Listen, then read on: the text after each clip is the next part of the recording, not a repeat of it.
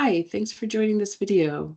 This is one in a series of videos about key concepts related to HITRUST validated assessments. This video is on evidence collection.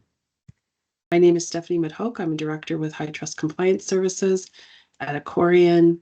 Accorian is a full services cybersecurity advisory firm. We have focus areas in cybersecurity strategy and consulting, compliance services, including assessments related to HITRUST, SOC 2, ISO, NIST, PCI DSS, and penetration testing, taking a number of different approaches.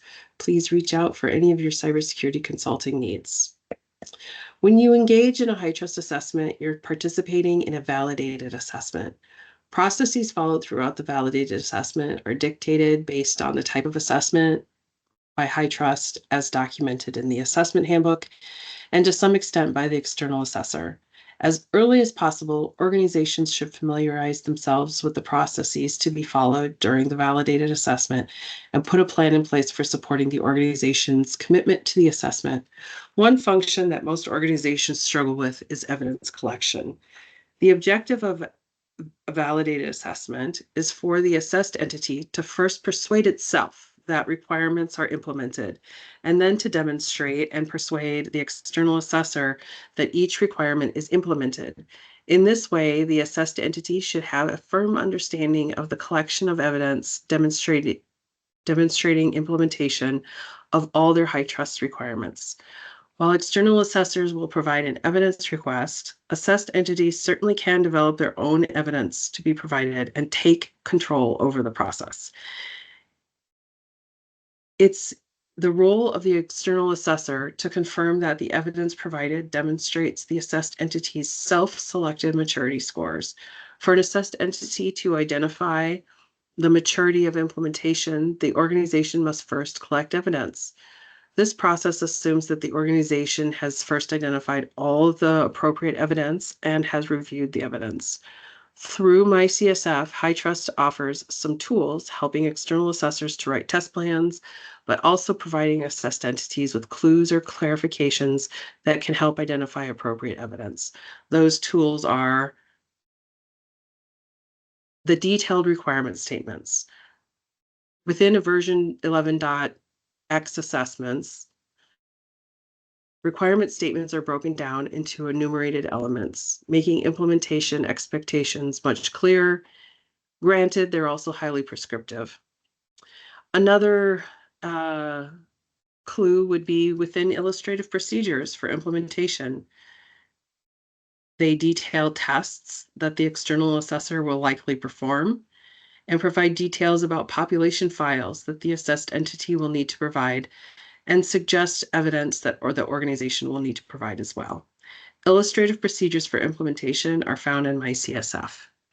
The organization's policy and procedures are another helpful piece of information in identifying appropriate evidence.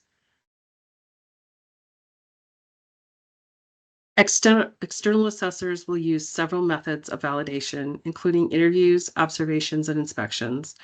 But the assessed entity should expect that the large majority of evidence will be in electronic format, and that they'll need to collect those files no earlier than the first day of the validated assessment. Having said that, the organization may want to start planning the evidence collection, and perhaps to ensure efficient and comprehensive practices, test those processes well in advance of the validated assessment. Following the validated assessment, it's assumed that the assessed entity ensures the continuous implementation of all the assessment requirements. In this way, organizations certainly benefit from creating processes to support continuous evidence collection and monitoring even before the first validated assessment. Evidence collection and continuous monitoring approaches can be resource intensive, but they don't have to be expensive. Governance, risk, and compliance tools are created for this purpose, but they're not required. And with that in mind, here are a few simple steps that can be taken toward identifying relevant evidence well in advance of a validated assessment. Identify one person to lead the evidence collection initiative. This person should be a subject matter expert on the implementation of the Information Security Management Program. They should have a comprehensive understanding of the HITRUST validated assessment practices and have strong project management and organizational skills.